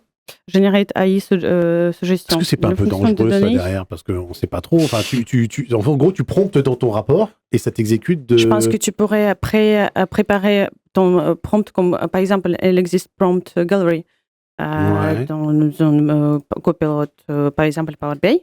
Ouais. Donc il y a des prompts. Donc je pense que c'est des prompts qui sont déjà mis à disposition. Exactement. Tu sélectionnes celui que tu veux et en fait derrière il a déjà précalculé la réponse. Je sais pas, mais je pense qu'il y a une autre façon comment tu peux limiter quand même, limiter tes prompts et aussi peut-être. Moi j'étais plus fan du chatbot moi. Dedans, enfin tu me diras c'est le Q&A. Chatbot c'est OpenAI. Mais bon avec un truc un peu plus chatbot, avec un petit Clippy à côté qui apparaît là. Donc finalement, on complète la partie translytical avec la possibilité, donc comme tu disais, de booster à la GenAI nos user data functions. Donc on n'a pas encore les cas d'usage. Tu nous feras peut-être un petit feedback. Oui, avec plaisir. On fera une petite démo. On peut appeler OpenAI, c'est ça. La prochaine fois, on est avec de l'AI partout dans Power BI. C'est ça. On fera un spécial AI et Copilot dans Power BI. Vibe coding. Vibe coding. Je me moque de tout le monde parce que ça vibe code à mort en ce moment. C'est un peu le mot à la mode. Ça, exactement. Et en vrai, on peut faire plein de choses. On va clore la partie Power BI. Alors, c'était faible en annonce, quand même, du coup. Mais, des fois, on a eu plus. Mais en même temps, c'est la FabCon. Et du coup, c'est vrai que Power BI continue d'avoir son lot d'annonces tout au long de l'année, tous les mois avec des releases. C'est un produit quand même plutôt mature. Donc, forcément, on a moins de nouveautés sur la partie Power BI. Exactement, ça fait 10 ans. Qu'est-ce qui nous reste à traiter? Pas mal de choses. On s'était dit quoi? On va passer à la partie que je préfère. Alors Kevin nous en parle à longueur de journée. Je préfère vous le dire. Donc c'est vrai que quand on cherche toujours un peu dans les FabCon, alors surtout quand on la suit pas en live, c'est toujours un peu difficile de savoir ce que Microsoft a priorisé. On le voit un peu dans le blog. Il y en a une, on parlera du Hub. Oui, SQL, la partie SQL. Qui est il faut peut-être des annonces un peu SQL. Importantes, mises en avant. Mais c'est vrai que je trouve que la plus grosse annonce, de mon point de vue, c'est la partie Fabric IQ. Alors, je le rappelle, pour ceux qui n'auraient pas suivi, Fabric IQ avait déjà été annoncé à la dernière FabCon. Du coup. C'était la grosse annonce. Oui, c'était à la build. Non, c'était en novembre en tout cas. Donc, c'était à l'Ignite. Donc à l'Ignite, c'était Fabric IQ qui est cette intelligent layer, cette suite intelligente qui est un workspace. Globalement, c'est une expérience dans Fabric où on a plusieurs choses qui sont rassemblées. Les data agents, ces fameuses IA génératives qui nous permettent du coup d'aller interroger la donnée, les bases graphes, l'ontologie du coup qui permet d'amener un sens métier aux agents quand ils viennent consulter la donnée. Et tout ça encore très en preview, on débroussaille mais c'est compliqué, même en retour d'expérience. On pourra faire une spéciale, je pense, un jour dessus. Oui, ça rigole pas mal parce que c'est vrai que la plaquette marketing, on y croit tous. Enfin, en tout cas, et même auprès de nos clients, on sent que l'ontologie, ça parle. La mise en place derrière paraît plus compliquée. Assez consommateur de capacité aussi. Oui. Donc voilà, donc on attend un peu. Par contre, une grosse annonce, donc dans la suite, l'expérience IQ, Microsoft a annoncé Planning dans Microsoft Fabric. Alors, Fabric IQ. Planning, on peut se dire qu'est-ce que c'est. C'est vrai que le nom. On va mettre son agenda dedans. Et du coup, donc, tu peux nous mettre à l'écran la petite annonce. Planning dans Power BI, c'est extrêmement. Dans Power BI, dans Fabric, par contre, c'est assez puissant. Il y a quelque chose, et moi je disais, je me souviens d'un nombre incalculable de demandes, notamment quand il y a eu les grandes années de Power BI, sur est-ce qu'on peut faire de la planification dans Power BI. Donc planning au sens planification. Est-ce que je peux faire de la prévision? Est-ce que je peux faire de la simulation? Est-ce que je peux faire des choses comme ça? Et c'est vrai que souvent, on répondait en mode Power BI n'est pas un outil type ERP et type... donc on parle souvent les deux termes, c'est l'EPM et le BPM. Donc EPM pour Enterprise Performance Management, Corporate Performance Management, BPM, Business Performance Management. Et l'autre terme qu'on peut voir souvent, c'est FP&A, Financial Planning and Analysis. Donc c'est vraiment tout ce qui est planification financière, planification des salaires, des ressources humaines. En gros, plein de choses où on va vouloir faire de la projection en disant du forecast. En 2025, j'en suis là. En 2026, ma cible, c'est ça. Et de pouvoir faire des simulations, alors au moment où on construit la projection, mais du comparer aussi dans le temps en fonction de l'évolution. Souvent, ça a été des logiciels dédiés, métiers, beaucoup en compta, finance, analysis. Et là, on a l'annonce, du coup, de quelque chose de, pour une fois, très métier. On sait que, quand même, pas la force de Microsoft de proposer des outils métiers. D'ailleurs, dans Fabric, on avait Data Activator au mieux. Oui, c'est ça. Un peu ce côté un peu easy to use pour des personnes qui ne sont pas du tout développeurs. Donc, Planning est annoncé en spécifiant bien que la cible, c'est le métier, du coup. Donc, ça, c'est la première info. Nicolas, c'est ce qu'on avait parlé hier, je pense. Tout à fait, tout à fait, avec la partie forecast. Exactement. Et puis on peut modifier. Je te laisse. Non, mais donc c'est exactement ça. Donc, c'est un outil de forecasting, de planification métier des données. Alors, c'est assez puissant. La petite info qu'il faut que je vous donne, c'est que, alors je ne sais pas s'ils l'ont dit dans la FabCon, mais en tout cas, il y a eu des annonces un peu du côté bourse, etc., au niveau des marchés. C'est que c'est en fait un partenariat avec l'entreprise qu'on va voir à l'écran qui s'appelle Lumel. Donc, une entreprise aujourd'hui... si c'est marqué dedans, c'est marqué. Voilà. Mais tu peux nous mettre aussi à l'écran l'image justement de Lumel avec son logo orange, qui est une entreprise historique. Donc c'est pas une invention de Microsoft, quelque chose de déjà fait. C'est quelque chose qui existait. C'est une entreprise qui dit aujourd'hui avoir un peu plus de 3000 clients, grande compagnie. Et on voit sur leur site des logos. Du Ikea, du Disney, du Merck. On sent que c'est une entreprise du Total Energy, etc., qui fonctionne. On en avait déjà entendu parler il y a 1 an, parce qu'ils avaient eu un des prix, en gros, une félicitation mise en avant de Microsoft pour leur intégration avec Fabric. Donc, ils avaient utilisé le SDK développeur de Microsoft Fabric pour proposer une expérience complète et totalement intégrée à Fabric, comme le permet cet environnement de développement. Et du coup, alors là, c'est une annonce pas anodine, c'est que, en gros, ils deviennent third party, du coup, first party, partenaire, pas third, first party partenaire, au même titre qu'un Databricks. C'est-à-dire qu'ils vont être consommés dans Fabric comme un service de Fabric. Ça vient décrémenter, du coup, du CU, Compute Unit, Capacity Unit dans Fabric. Et du coup, vous n'avez pas à payer cet éditeur en plus. Il est disponible nativement dans Fabric avec une intégration native. Il est fully integrated. Donc, c'est déjà finalement un éditeur qui était spécialisé sur ce marché, sur ce savoir-faire de planification et qui est maintenant dispo dans Fabric. Moi, je trouve ça assez dingue. On vient de rajouter globalement un logiciel métier dans Fabric. Et en plus de ça, c'est pas Microsoft qui l'a développé. Et c'est pas MS qui l'a développé. Et ça, avec le TLS, on sait que c'est pas trop... On avait eu l'annonce d'Osmose qu'on avait traité. Osmose, il y a 2 mois dans la même veine. Osmose, c'était un rachat. Là, c'est marqué un partenariat stratégique. Ils se sont pas laissés racheter. Bravo, messieurs. Messieurs, dames, pardon. Pas facile. Bravo aux équipes Lumel. Parce que, du coup, partenariat stratégique, Lumel reste un éditeur certainement qui sert d'autres enjeux. Mais du coup, totalement intégré en first party partenaire. Donc, assez fort. Donc, je sais pas, on avait une petite vidéo à l'écran pour partager, mais globalement, pour que vous puissiez avoir une idée du coup de ce que ça représente. Tu l'as peut-être déjà lancé, Antoine. Mais en gros, on va pouvoir créer du coup des plannings. Donc, on va sur un create plan. Et l'idée, c'est que derrière, ça va nous permettre d'aller monter, par exemple, donc si je travaille sur mon chiffre d'affaires, mes projections, mon bilan, etc., 2025 vers 2026, l'idée, c'est que Je vais pouvoir travailler sur le fait de dupliquer cette projection, d'en faire une version pour 2026. Je vais pouvoir faire de la simulation directement dans les cases. Donc mettre cette valeur-là, mets-lui plus 26%, par exemple. Je vais pouvoir bloquer une partie c'est là où je vais faire des vraies projections, c'est que je vais pouvoir bloquer une partie du tableau, figé en disant ça c'est mes projections, voyons comment le reste évolue en fonction des premières projections que j'ai faites. Je vais pouvoir faire pas mal de choses, donc travailler ma simulation.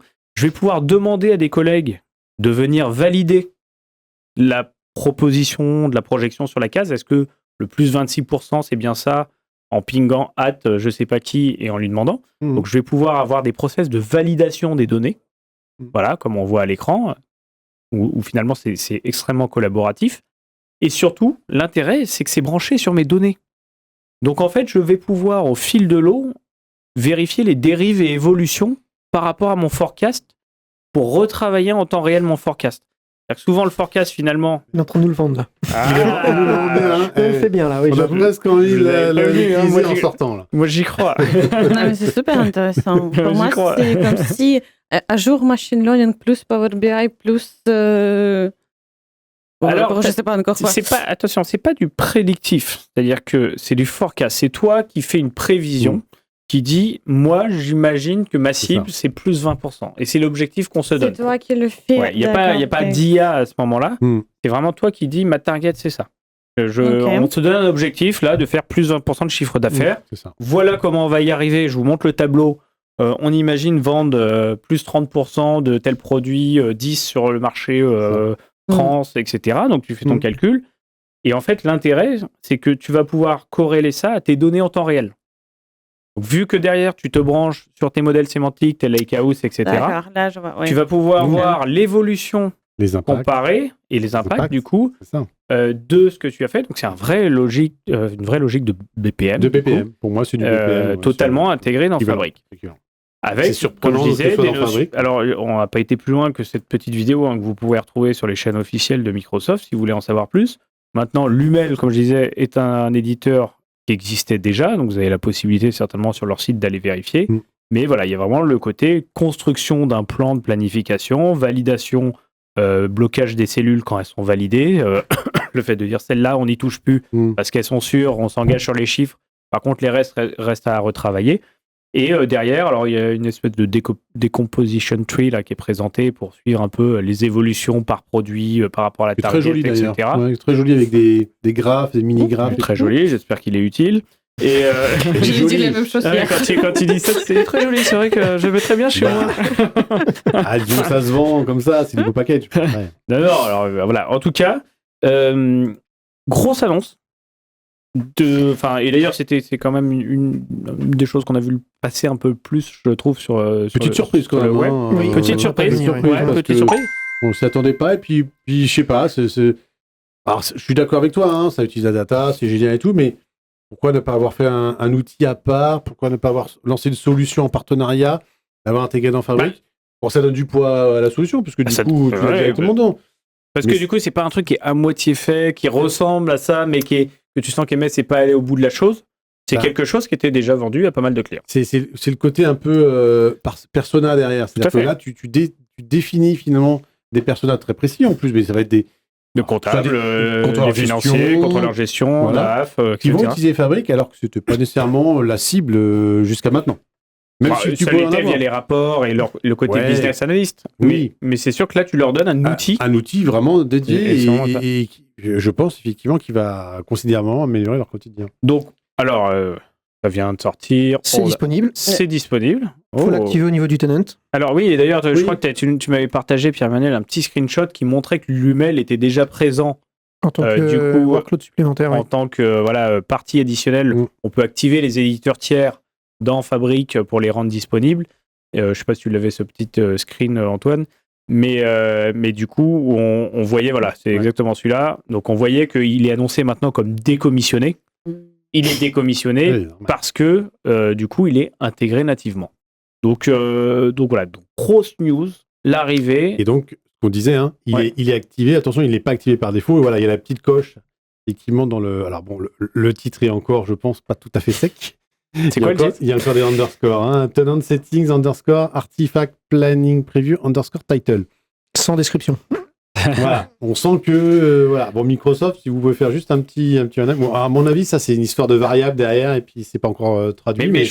Mais voilà. Mais derrière, il y a quand même besoin d'activer la fonctionnalité au niveau du tenant. Donc, chez nous, c'est fait. Il faut l'activer. C'est pas activé par défaut. Ouais. C'est de la prévue. Mais tu vois, je trouve que, par rapport à ce qu'on disait lorsqu'on a eu l'épisode sur Osmose, on sent la stratégie d'MS d'aller couvrir pas mal de nouveaux workloads qu'ils ne font pas par de l'apport d'aide extérieure, rachat de sociétés, rachat d'outils ou gros partenariats comme là. Ça continue. Ils veulent une plateforme complète qui fera tout, qui sera irréprochable. On ne pourra pas leur dire, en fait, là, tu ne pourras pas dire, oui, mais moi, j'avais des besoins de BPM. Comment on fait et le client qui essaye de te coincer en sachant que tu ne sais pas le faire parce que c'est pas prévu pour ça. C'est complexe. C'est complexe. Là, il y a une proposition de valeur. Peut-être qu'elle ne sera pas parfaite pour tous les clients ou tous les utilisateurs, mais il y a un truc vraiment sympa. L'offre est là. Donc ça, c'est planning dans Microsoft Fabric. Première fois qu'on voit quelque chose de très métier depuis Data Activator globalement, qui permettait de faire ces petites alertes métiers sur la donnée, business rules, petites ou grandes d'ailleurs, mais avec Data Activator. Là, Persona Business directement disponible dans Fabric. J'adore cette nouvelle. Vous l'avez compris. Oh non, on ne dirait jamais. Et pour rigoler, c'est quand on a débriefé tous ensemble, notamment Pierre, Emmanuel et Nicolas n'étaient pas convaincus du tout. On dit ouais, tout ça. Non, mais tu nous l'as bien vendu. Moi, tu l'as bien fait, oui. Ouais, je l'utilise demain, ça y est, c'est fini. Exactement. Non, mais il faut le besoin. Mais voilà. Sur la partie IQ, il y a une autre petite news. Je vous donne 2 infos supplémentaires. L'arrivée du MCP Server pour Fabric IQ. Du coup, donc on rappelle. Tu voulais le dire peut-être, Anastasia? Non, c'est moi, je t'écoutais. Non, juste que j'ai attendu le mot MCP Server et c'est bon. Ah ouais, t'as mis ta casquette, il connaît tout de suite. C'est pour moi, ça. C'est ça. Et je vais t'expliquer du coup. Donc le MCP Server Ontologie Fabric IQ. Donc on rappelle MCP Server, protocole de communication qui permet de faciliter pour un agent la compréhension de l'accès à une API. Okay. Et de la rendre exploitable, surtout de permettre la connexion sans avoir à décortiquer l'API en tant que telle. Maintenant, l'ontologie, donc juste cette partie-là de Fabric IQ, devient accessible par les MCP serveurs. Pourquoi c'est important? C'est que jusqu'à maintenant, on avait eu les annonces Foundry IQ, on rappelle le RAG, qui nous permettait notamment, en pré-version, il nous expliquait qu'on pourrait demain appeler Fabric IQ. Donc du data agent et aller chercher de la donnée plus l'ontologie, mais on allait globalement, dans ce qui est présenté, récupérer la totalité, notamment la donnée. L'intérêt de l'ontologie, c'est qu'à un moment, on s'embête peut-être à créer une couche sémantique très forte valeur ajoutée pour les agents, qui est la description fonctionnelle de mon business, les liens qui sont faits, les relations entre les entités sémantiques, etc. Ça, tu peux l'exploiter pour de la data, mais aussi pour n'importe quel type de RAG. Ça a de la valeur. Et du coup, le MCP Server Fabric IQ permettra de faire ça. C'est-à-dire n'importe quel autre agent que je développe pourrait aller consulter cette couche fonctionnelle avec tous les liens entre mes concepts business que j'ai peut-être mis beaucoup de temps à implémenter et qui aura une vraie valeur de compréhension de comment les choses fonctionnent, pourquoi elles fonctionnent, comment elles sont liées, etc.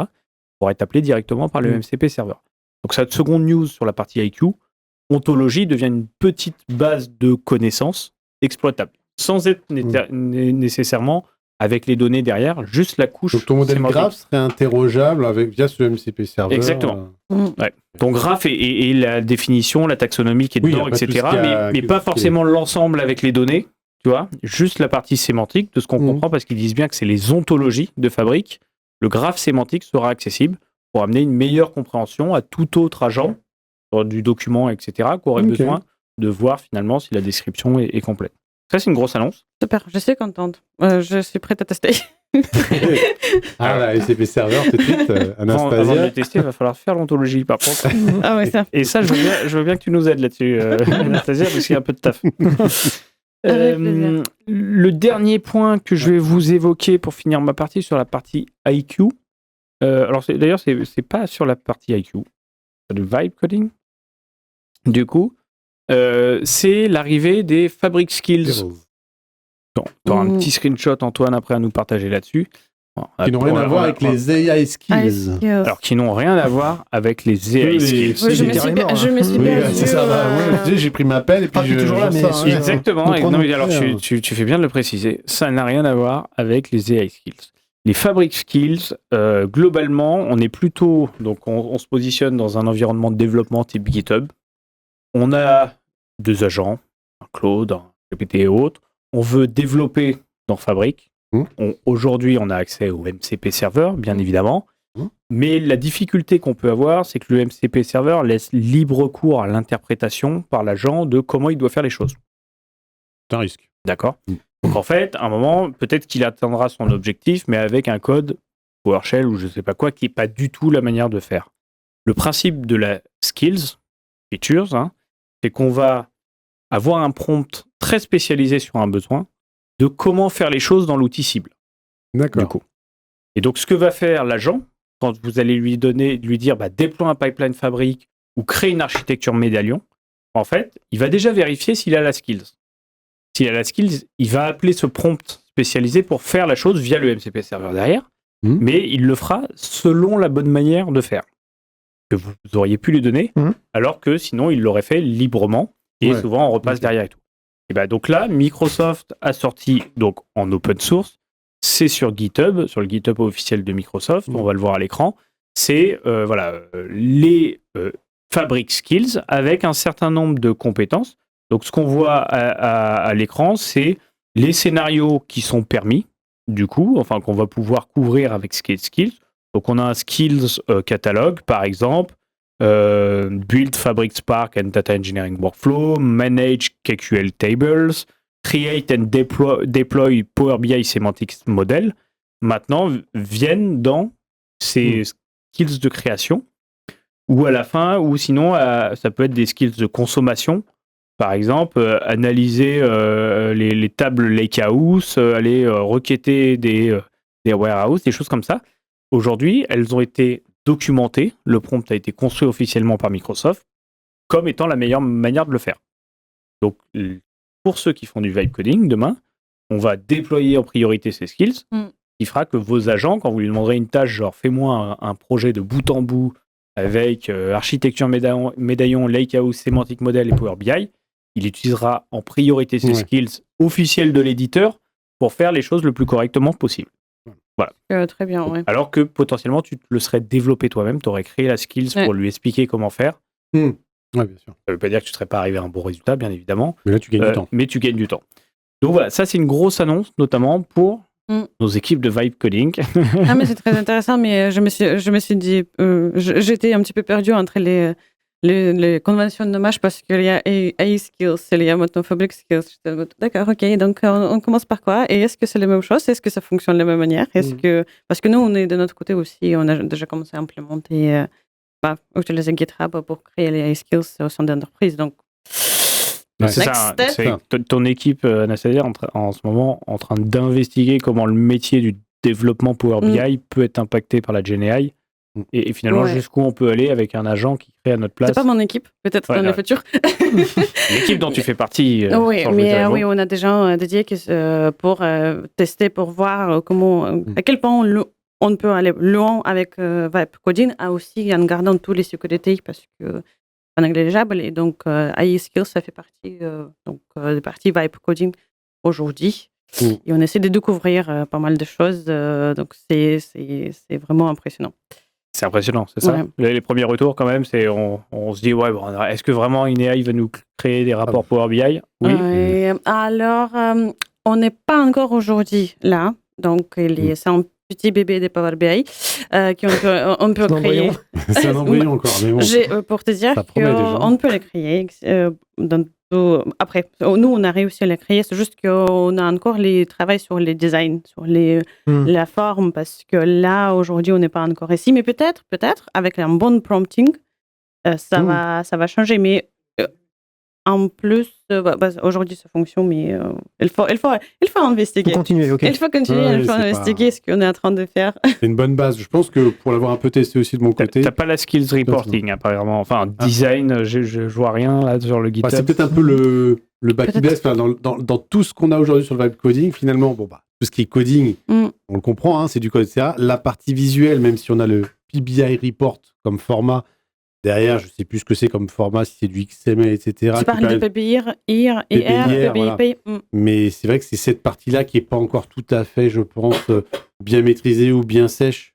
Mais ça change tellement vite que peut-être là, aujourd'hui, on parle des... 2-3 mois, on aura effectivement en un prompt, tu pourras lui demander de mettre tel ou tel visuel à droite à gauche. Ouais. Non, mais 2-3 semaines. Bon, bah, écoute, rendez-vous dans 2 semaines. Ça change tellement vite. On fera un spécial là-dessus. Hein. Exactement. Donc ça, vous l'avez compris, lors de la FabCon, on a vu toute la partie data engineering, on a vu donc les pipelines, le mirroring, toute la partie intégration.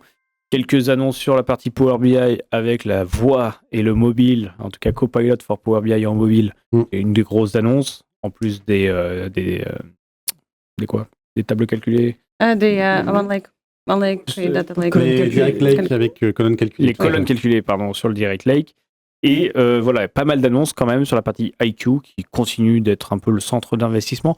C'est différenciant par rapport aux éditeurs. Aujourd'hui, sur le marché, il y avait de mémoire Palantir qui avait justement cette couche d'ontologie qui était plutôt avancée et qui voulait différenciante. Microsoft, dans le monde de l'entreprise normale, sans aller jusqu'à Palantir, on va dire, fait partie d'un des rares qui met en avant ce côté ontologie, sémantique et business context. Ils ont beaucoup utilisé ce mot, le business context, pour parler de l'ontologie. Et du coup, on voit qu'avec Planning, avec le MCP serveur, ils se veulent quand même très avant-gardistes sur ce qu'il est possible de faire avec de l'AI aujourd'hui et de la couche contexte business. Donc moi, plutôt très satisfait de ces 3 annonces. Pas d'Odin sur la partie IQ et AI. Et surtout Fabric IQ, on a compris. Surtout Fabric IQ, exactement. Qu'est-ce qu'on n'aurait pas dit on est en train de reprendre nos petites sur la partie CI/CD, je crois. CI/CD. Alors, avec les branch out. Ouais, on n'est plus sur la partie repo, vraiment que déploiement. Oui. Mais oui, maintenant on a la possibilité de sélectionner des éléments quand on fait un branch out. Qu'est-ce qu'un branch out ? C'est le dimanche matin quand tu t'es levé tard et tu vas faire un petit branch out. C'est ça. C'est pas comme ça, j'ai imaginé au moment branch out. C'est quand tu le fais à l'extérieur. L'impression c'est un branch in. C'est ça. Je vois très bien du coup. C'est la possibilité qu'a un développeur de créer sa propre branche sur laquelle il va travailler pour développer à partir de la branche principale, on va dire, de dev. Ça, on peut le faire dans Fabric depuis déjà un moment. Donc, tu prends ton espace de travail de dev où il y a vraiment tous les éléments. Donc, tes Lakers, tes notebooks, tes pipelines, même tes rapports, tout ça. Et tu dis, je fais un branch out. Jusqu'à présent, tu es obligé de tout prendre. Et en gros, ça faisait une copie sur un autre espace de travail. Tu peux choisir de sélectionner. Non, justement. Là, on va y venir. Donc, en fait, tu prenais tout le contenu de l'espace de travail et puis c'était copié dans un espace de travail à toi, sur ta propre branche Git, parce que ça crée aussi une branche feature dans Git, sur laquelle tu travaillais. Donc, si le développeur travaillait en local dans son espace de travail, puis ensuite il faisait, on va dire, l'équivalent d'un push. Alors, il cliquait sur le petit bouton dans Fabric et hop, ça remontait dans le repo, dans sa branche. Maintenant, on a la possibilité de sélectionner les éléments que l'on souhaite prendre. Et les éléments dépendants. Je m'explique. Tu prends par exemple un pipeline, qui a juste une activité avec un notebook. Tu dis je prends le pipeline, tu coches, en fait il y a un petit bouton qui dit prendre les éléments associés, et ça va prendre par exemple le notebook qui est appelé par le pipeline. Alors j'ai testé. Alors on a testé. Ah oui, là c'est disponible, on a testé. Alors ça marche mais pas tout le temps. Alors quand on est en configuration basique, c'est-à-dire que les éléments sont connectés entre eux de manière native telle qu'on le fait, ça fonctionne très bien, c'est-à-dire si on n'a rien fait d'autre. Par contre, dès qu'on utilise les bibliothèques de variables, qui permettent d'industrialiser les déploiements d'un workspace à un autre, le petit bouton related item ne fonctionne plus. Alors, j'ai mis un peu de temps à comprendre pourquoi, dans mon cas à moi, ça ne marchait pas. Et en copiant l'élément seul que j'ai pris en regardant, j'ai vu que j'avais utilisé bibliothèque de variables, j'ai fait le rapprochement, donc du coup j'ai fait le test avec un notebook et mais sans bibliothèque. Un pipeline, mais qui c'est ça, lié directement entre eux, et là ça a marché. Donc les bibliothèques de variables ne sont pas supportées pour l'instant par le branch out. Alors, c'est pas fini. Effectivement. Ça, c'est la première. Après... Voilà. Et ça, c'est un prévu. Alors, le branch out, je crois pas. Tu mets le doute là. Le fait de sélectionner les éléments, oui, puisque ça a été annoncé là. Ça. Mais le branch out, j'ai un doute. Non, je pense que c'est un je pense aussi. Et En fait, quand on utilise les bibliothèques de variables, il y a 2 grandes manières de déclarer les variables. Il y a celle de type saisie libre, je vais le dire comme ça. Donc texte, date, voilà. Donc typiquement, généralement, ce qu'on met, c'est les GUID. Donc en gros, tu dis, ton notebook, en dev, il a tel GUID, puis en recette, il a tel autre GUID, puis comme ça, quand il livre, il sait quel élément aller chercher. Et il y a un autre type de valeur qu'on peut mettre, c'est les éléments fabriques en eux-mêmes. C'est-à-dire que dans ta valeur, tu dis pas, tu n'as plus juste une zone de texte où tu saisissais ton GUID, mais tu mets carrément l'élément fabrique qui correspond.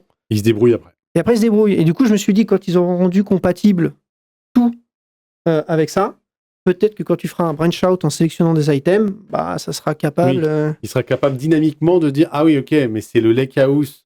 Du coup, comme on est sur le dev, c'est tel UID, parce qu'il retranscrit en UID derrière, et donc il saura que c'est celui-ci. C'est ça. Après, il y a une autre question qui se pose, c'est que du coup, quand tu crées tes ensembles de valeurs dans ta bibliothèque de variables, généralement, tu avais dev, recette, prod, je simplifie. Dans le cas de la dev, comment on gère ça dans le cas d'un environnement de développement pour un développeur? Est-ce qu'il faut rajouter du coup des ensembles de variables pour chaque développeur? C'est injouable. C'est ingérable. À voir, à tester. Ouais. Mais c'est vrai que ça pose des problèmes. Enfin, en fait, c'est des fonctionnalités comme souvent qui entreouvrent une porte. On se dit, c'est génial. Et derrière, tu dis, mais comment ils vont gérer cette situation-là? Et ça, on n'a pas la réponse aujourd'hui. Pas encore. Voilà. Ils le font. Mais moi, je suis pas persuadé que la gestion par développeur soit... Là, sinon, ça devient une usine à gaz. Une grande équipe, ça peut être compliqué. Voilà, c'est ça. Ouais, et puis t'imagines, c'est-à-dire que ton développeur, une fois qu'il change, il faut que tu remettes les... du coup, tu leur crées un véritable environnement à lui. Tu vois, donc...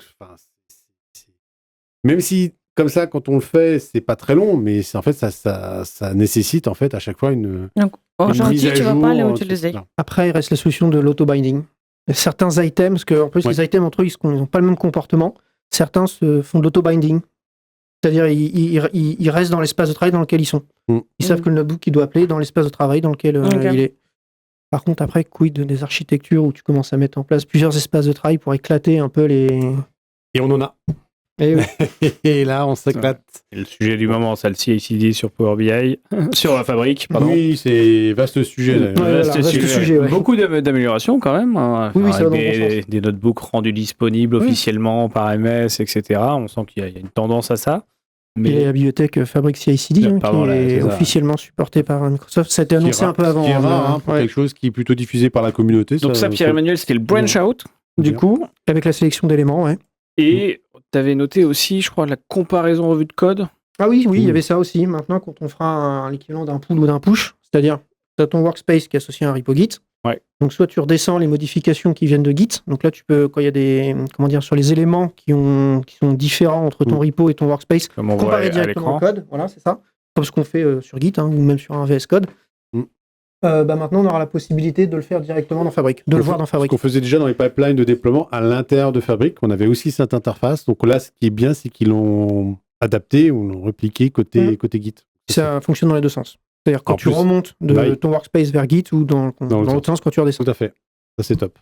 Oui, ça permet de contrôler un peu. Niveau interface, il y a aussi des petites motets qui apparaissent quand tu fais un branch out. Tu verras du coup à partir de quel espace de travail principal tu as fait ton branch out. C'est ça, il y a une sorte de hiérarchie avec l'espace principal et puis en dessous les branches en fait de tes développeurs. Donc sur la partie Git branch out et revue de code rendu possible au moment du push-pull vers Git. Amélioration d'interface. Je vois qu'on arrive au bout du temps. On va finir peut-être sur un point sur les GA aussi, ce qui est passé en GA. Alors est-ce qu'on peut se faire un petit récap GA parce et que après GA, on finira sur les certifications, quelques petites annonces. Du coup, alors Nicolas, tu les dis simplement. Passage en GA, qu'est-ce qu'on a, Nicolas? Alors, attends, moi je les ai là si tu veux. Ah bah vas-y, alors commence, vas-y. Je donne. Le premier, le data agent. Bon, on l'a dit tout à l'heure. On l'attendait, c'est un vrai. Alors celui-là, il restait très longtemps en preview. Je crois qu'un an et demi, peut-être. Il a eu le temps de changer de nom. Il est passé Data Agent, il est resté en preview. On pensait qu'il allait passer en G à ce moment-là. Long. Bon, après, c'est une V1. Pour moi, il y a plein de trucs qui vont arriver, notamment avec de la génération sous forme de graphique plutôt que sous forme de réponse. Il y a plein de trucs comme ça. Et puis l'intégration, n'oublions pas l'intégration M365 qui est arrivée il n'y a pas longtemps.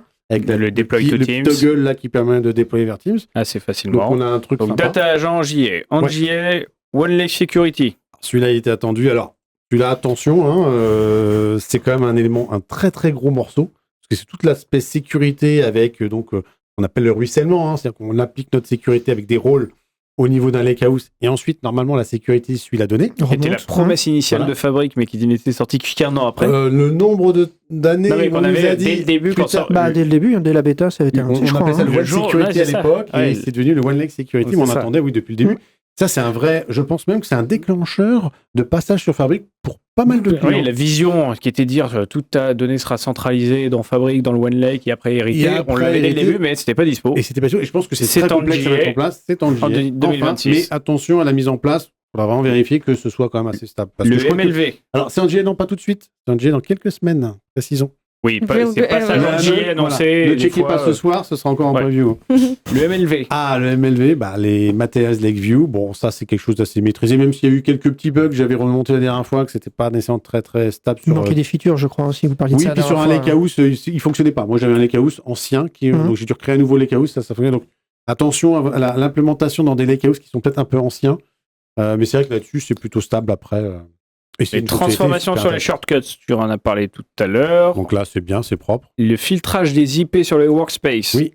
Donc ça, c'était sur la partie. Alors, je sais plus. Ça a été annoncé assez récemment, ça en plus. Hein. Oui. Alors, c'était récent et du coup, ça permet de restreindre finalement les IP. Alors, je crois que tu peux faire des ranges et tu peux faire des IP. Les IP en gros qui se connectent à un workspace. Qui se connectent à un workspace. Donc, c'est plutôt pas mal pour sécuriser un petit peu l'accès. Le Translytical Task Flow, Anastasia, tu nous en as parlé. Enfin. Le Direct Lake on One Lake. Ça, c'est bien aussi. C'est ce qu'on avait évoqué sur la partie Power BI aussi. La Gateway Auto Update. Ah oui, on n'en a pas parlé de ça. En deux mots. Maintenant, on a la possibilité de mettre à jour les passerelles de données locales depuis le service. Avant, c'était pas possible. Il fallait se connecter à distance sur la VM où il y avait ta passerelle. Et c'est du coup en JA. Et c'est en JA. Et ça, c'est génial parce qu'avant, on avait toujours besoin de l'IT. Interne, machin, de l'infra, etc. Ou même local, on-prem, pour aller mettre à jour sur ta VM on-premise la data gateway. Il n'y a plus besoin. Et pour la tester chez un client, ça marche bien. Un côté un peu magique d'ailleurs, parce que on ne sait pas trop comment ça marche derrière, ça doit mettre à jour le service, on ne sait pas comment. Donc ça check la version, et si c'est la version qui n'est pas la dernière, effectivement, ça met à jour. Il te le dit en fait dans l'interface, il te dit que tu es sur une ancienne version et tu as le petit bouton qui apparaît. Et sur les clusters, effectivement. Et sur les clusters, par contre, c'est bien la passerelle. Donc c'est passerelle par passerelle. Voilà, et JS sur la partie, j'enchaîne, Maps. Peut-être un petit bug, un dernier petit truc à dire sur la partie API, parce qu'on a l'API. Parce que là on parle de la mise à jour manuelle des passerelles. Donc tu cliques toi sur le bouton depuis le service. 50 passerelles. Et maintenant on a aussi une API, une API en fait qui permet de mettre à jour les passerelles. Donc, du coup, côté IT, ils peuvent industrialiser. Vous êtes beaucoup trop aligné quand vous parlez, c'est perturbant. On dirait Dupont et Dupont, là. Il y a quelque chose à dire là-dessus. Il y en a un qui commence, qui pointe du doigt à l'autre, et l'autre qui répond. C'est répété. C'est vrai que c'est des problématiques qu'on vit au quotidien, ça. Donc, la mise à jour des passerelles, les clients, du coup, les mettaient pas à jour. C'est clair. Là, maintenant, ils n'ont plus d'excuses. Ils ont une API, ils peuvent qui n'est pas planifier cette API. Non, là, on a eu un cas. Là, on a voulu l'utiliser sur une passerelle qui avait une version de retard. Et puis, quand on a exécuté l'API, ça nous a dit que la passerelle était à jour. Donc, attention à ça aussi. Bon, il y aura des petits bugs. Donc, ça, c'était Gateway Auto Update.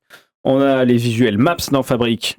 Oui, ça y est. Donc, plus Bing Maps, c'est Maps dans Fabric. Non, on parle pas de ça. C'est pas visuel. Là, c'est vraiment on parle de vraiment la carte. Ah oui, c'est ça, avec les layers. Pardon, c'est ce qu'on en avait parlé dans un épisode. Avec les différentes couches, avec la gestion des couches, avec les couleurs qu'on peut ajouter. On pourrait faire un épisode spécial sur ce composant vraiment indépendant. Qui était lié notamment quand ils ont présenté les Operation Agents et tout ça, la capacité de faire sa map, ça en voyant de la donnée en temps réel. Ça avait été annoncé en novembre, je crois. Oui, tout à fait. Ok, et j'y étais pas du tout. Et la partie Microsoft Fabric Extensibility Toolkit, du coup. Oui, ça c'est pour les développeurs qui créent justement les workloads supplémentaires dont on a parlé tout à l'heure. Voilà. Pas mal de JA, on en a peut-être loupé parce que je sais qu'il y a quelques articles sur lesquels on ne s'est pas attardé, c'était les principales. On va finir sur une dernière info. Il y a eu dans le monde aussi l'écosystème Databricks, Databricks et Fabric quelques annonces. Alors, je ne sais pas si c'était annoncé lors de la FabCon, mais l'arrivée d'une nouvelle certification, quand même, la DP750. Emmanuel, si tu veux... Il y en a eu plusieurs, DP800, et il y a eu un peu une refonte. Et côté data, il y en a deux. Voilà, DP800 sur la partie SQL AI. Donc, on voit que les AI, de plus en plus, on commence à en avoir. Et la DP750 avec la partie... Une certification, donc Databricks. donc Azure Databricks. Donc là, on va vraiment parler de l'outil Databricks, mais de tout l'écosystème Azure et Microsoft qui est autour. Les comptes de stockage, les Key Vault, donc Power BI. Ça, il l'avait repris dans la FabCon ? Ou on se le gardait en petite news qu'on voulait citer ? On se le gardait, mais ça fait le lien. Quelques jours avant ou une semaine avant, quelque chose comme ça. Oui, ok, bon, bah, c'est l'occasion de le rappeler. C'est vrai qu'on n'avait pas pu le traiter la dernière fois comme... Tout à fait. Mais ça fait le lien avec des choses, effectivement, sur la partie... Donc l'arrivée d'une certification dédiée à Databricks. Qui a l'air assez complète, j'ai regardé un peu le programme. Exactement. On peut se poser la question par rapport à en même temps, depuis le temps qu'on fait du Databricks dans Azure, il valait bien une certification.